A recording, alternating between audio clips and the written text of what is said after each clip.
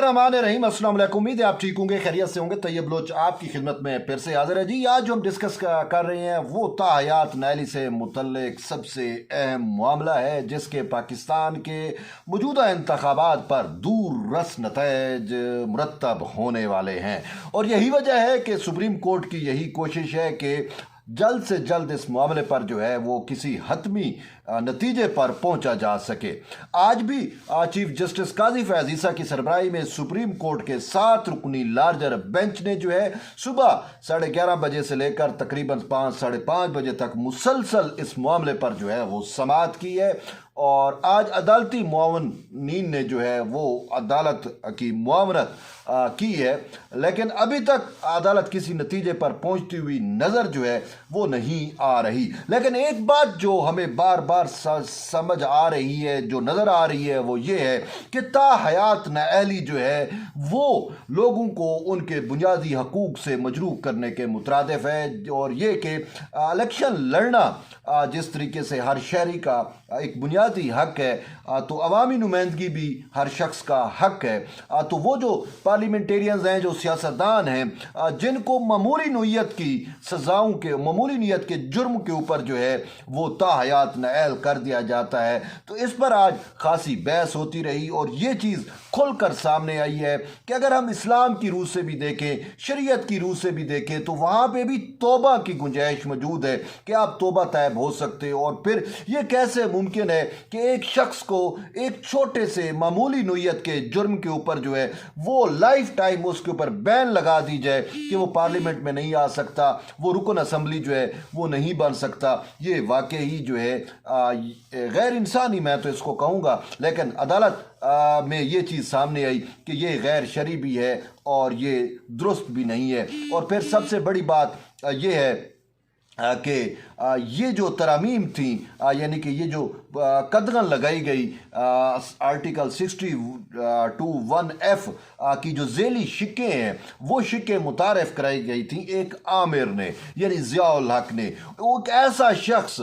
जो खुद आइन शिकन था, जिसने खुद आइन तोड़ा, उसको कैसे इजाज़त दे दी जाए कि वो आइन में तरमीम करके वो पार्लियामेंटेरियंस जिन्होंने आइन साजी करनी होती है उनको ही जो है वो इंतखाबी अमल से बाहर करे। तो इसके साथ साथ ओवरऑल जो आइन शिकन थे, जो आमिर थे, उनकी भी आज काफ़ी जो है वो क्लास ली गई एक किस्म की। और वो एक तारीखी सच जो शायद अवाम सुनना चाहती है, जो शायद कौम सुनना चाहती है, वो आज तक तो किसी ने भी नहीं बोला। इसी अदलिया से उन तमाम आमरों को जो है वो नजरिए ज़रूरत की छतरी दी जाती रही, उनकी आमरीत की जो है वो तौसीक की जाती रही। लेकिन ये क्रेडिट जो है वो चीफ जस्टिस काजी फैज ईसा को जानता है कि लाइव ब्रॉडकास्ट के अंदर पूरी आवाम जब उस मामले को देख रही होती है या सुन रही होती है, तो उसमें जो है वो जुर्रत का मुजाहरा करके तारीख दुरुस्त करने की वो कोशिश करती हैं। और वो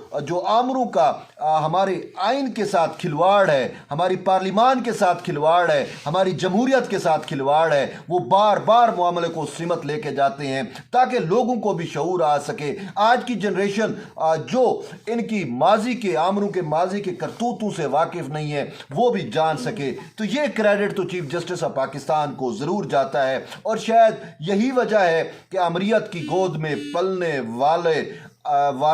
अभी भी जो है वो चीफ जस्टिस काजी फैज ईसा के खिलाफ जो है वो एक गलीज प्रोपेगेंडा या मुहिम शुरू किए हुए हैं, क्योंकि वो ये समझते हैं कि उनके मास्टर्स के खिलाफ जो है वो हक़ाइक़ वो बतलाते हैं, तो शायद ये उनसे हज़म नहीं होता, तो यही वजह है। लेकिन हम केस पे आते हैं, तो केस में आज दौरान समाज जो है वो एक चीज़ तो सामने आ गई कि ताहयात नाअहली जो है वो दुरुस्त नहीं है। ताहम रास्ता ढूंढने की कोशिश की जा रही है कि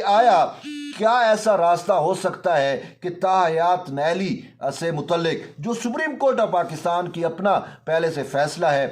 उस पर उसके बावजूद या उसके होते हुए क्या कोई और रास्ता निकल सकता है, या उस फैसले को अंडू करना पड़ेगा, या क्या रास्ता निकाला जा सकता है। चीफ जस्टिस काजी फैज ईसा और जो उसके साथी जजेस हैं वो इस नतीजे पर तो पहुंच चुके हैं कि ताहयात नाअहली नहीं होनी चाहिए, लेकिन उसके बाद क्या होना चाहिए। چاہیے۔ آرٹیکل 62(1)(f) کی ان ذیلی شکوں کے تحت سزا کا اگرچہ تعین نہیں تھا، وہ سزا جو ہے وہ کورٹ آف لا نے کی، سپریم کورٹ نے اس کا تعین کیا تھا، لیکن اب یہ چیز ہے ڈھونڈنے کی کوشش کی جا رہی ہے کہ آیا 5 سال کے لیے نااہلی ہو یا 3 سال کے لیے ہو یا مکمل طور پہ بالکل ہی نااہلی نہ ہو، تو ان تین میں سے اب کوئی چیز ڈھونڈنے کی کوشش کی جا رہی ہے۔ تو آج عدالتی معاون عزیر بھنڈاری نے بھی جو ہے وہ سیر حاصل گفتگو کی، لیکن اس کی گفتگو آج کا جو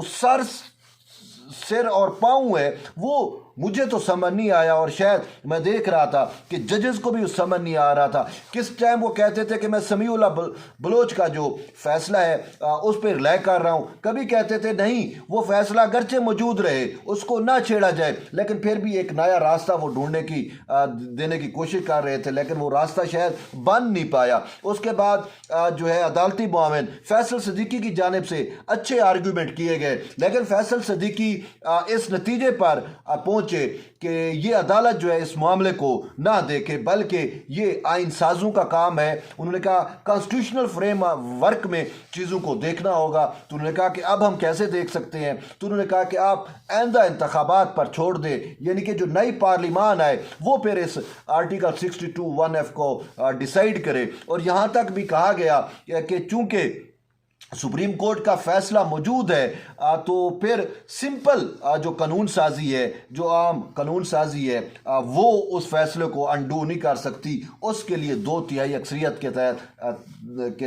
تحت جو آئین سازی ہوتی ہے، جو قانون سازی ہوتی ہے، اس سے ہی جو ہے انڈو کیا جا سکتا ہے۔ لیکن یہاں پہ اب پارلیمان کا وجود نہیں ہے، اور یہی چیف جسٹس کہہ رہے ہیں کہ الیکشن سر پہ ہے، 8 فروری کو انتخابات ہونے ہیں، اور بہت سارے امیدوار یہ راہ دیکھ رہے ہیں کہ آیا ہمارے کاغذات نامزدگی ایکسیپٹ ہوتے ہیں نہیں ہوتے، اور بہت سارے ایسے ہیں جو تاحیات نااہلی کی تلوار جن کے اوپر چل چکی ہے، تو وہ اب اس فیصلے میں اپنی مسیحائی ڈھونڈنے کی کوشش کر رہے ہیں کہ ہو سکتا ہے سپریم کورٹ آف پاکستان ان کی تاحیات نااہلی جو ہے اس حوالے سے کوئی بڑا فیصلہ کر دے اور وہ الیکشن لڑنے کے اہل ہو جائیں۔ اس حوالے سے 2 پاکستان کے سب سے بڑے نام جہانگیر خان ترین کے اور نواز شریف کے ہیں، اور اس حوالے سے اگر ہم دیکھیں تو خود پاکستان مسلم لیگ نون کے سربراہ میاں نواز شریف جو ہے وہ آرٹیکل 62(1)(f) سے ڈسے ہیں، اور افسوس ہے، اور یہ ایک تاریخی بات ہے جو میں یہاں پہ کرنا چاہوں گا کہ جب 18ویں ترمیم آئی تھی تو اس 18ویں ترمیم میں پاکستان پیپلز پارٹی کی یہ وزڈم تھی کہ 62(1)(f) کی یہ جو ذیلی شکیں ہیں، صادق و امین ہونا، اس پہ تو کوئی عام انسان پورا نہیں اتر سکتا، کوئی عام شخص پورا نہیں اتر سکتا۔ شاید یہ ایک کنسیپٹ دیا گیا کہ اس پہ شاید کوئی جو پیغمبر کی ذات ہی پورا اتر سکتی ہے، اور پھر سب سے بڑھ کے بات یہ تھی کہ ایک آئین شکن نے یہ ترامیم جو ہیں وہ شامل کی تھی تاکہ پارلیمنٹیرینز کو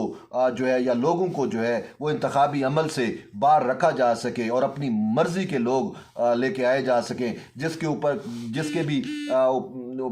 پارلیمان سے باہر کرنا ہو تو اس کے اوپر کوئی نہ کوئی ایسی معاملہ بنا کے اس کو پارلیمان سے باہر کر دیا جائے۔ تو یوں پیپلز پارٹی 18ویں ترمیم میں آرٹیکل 62(1)(f) کی ان ذیلی شکوں کو اڑانا چاہتی تھی، لیکن میاں صاحب اس وقت آڑے آ گئے، میاں نواز شریف صاحب، انہوں نے کہا کہ نہیں، ایسا نہیں ہونا چاہیے، یہ تو میرے روحانی والد ضیاء الحق کی جو ہے وہ نشانی ہے۔ اور پھر میاں صاحب خود ہی اسی فیصلے سے، اسی ترمیم سے، اسی 62(1)(f) سے جو ہے وہ ڈسے گئے ہیں۔ تو اس وقت اگر وہ اس پیپلز پارٹی کی وزڈم کو، اس کے ویژن کو سمجھ لیتے، اور میاں صاحب جو ہے وہ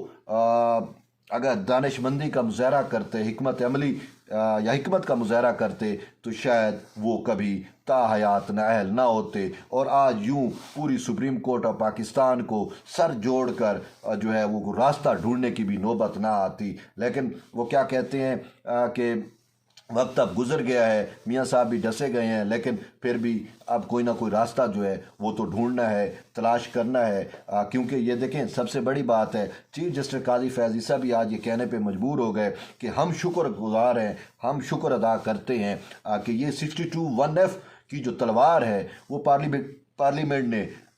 ججز کے اوپر نہیں لٹکائی۔ اگر ججز کے اوپر یہ تلوار ہوتی 62(1)(f) جو ہے اس کا اطلاق ججز پر ہوتا تو شاید کوئی شخص جج نہ بن سکتا. یعنی کہ پھر ویسے وہ بات کہ جو ہے اگر بندوق کی نوک کے اوپر بھی اگر فیصلے لکھوائے جائیں تو بھی پھر ان کو درست کرنا تو بنتا ہے. کہ ایک وقت تھا کہ جو ہے وہ عمر عطا بندیال نے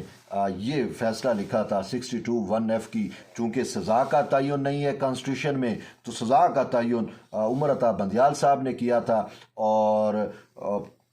تاحیات نہلی کر دی. شاید بعد میں وہ اس کو انڈو کرنا چاہتے تھے، لیکن فیصل واڈا کیس میں ایک ہی کوسچن آف لا تھا، لیکن اس میں انہوں نے تاحیات نہلی نہیں کی، اور تو یوں پتہ چلتا تھا کہ ان کا اپنا مائنڈ بھی چینج ہو گیا. شاید اس وجہ سے عدالت یہ کہنے پہ مجبور ہوئی آج کہ ہم نے اپنی ہی تو غلطیوں کی تصحیح کرنی ہے. جو ہم سے پیش رو غلطیاں کر چکے ہیں ان کی تصحیح کرنا بھی ہمارا فرض ہے، ہماری ذمہ داری ہے. اور سب سے بڑی بات یہ ہے کہ پارلیمان جو ہے اس کا وزڈم سب سے بڑا ہوتا ہے، اور اس میں جو لوگ بیٹھے ہیں ان کے لیے راستہ جو ہے وہ ہموار ہونا چاہیے. تو بہرحال آپ دیکھتے ہیں کہ کل 9:30 بجے اس معاملے پر دوبارہ سماعت ہونی ہے. دیکھتے ہیں کہ یہ معاملہ کس نیج پہ اور کس ترتیب سے آگے بڑھتا ہے. تو کل ہم مزید آپ کو آگاہ کر سکیں گے. اب تک کے لیے اتنا ہی کافی ہے. جڑے رہیے طیب بلوچ کے ساتھ. ملتے ایک نئی ویڈیو، تب تک اجازت دیں. اللہ حافظ.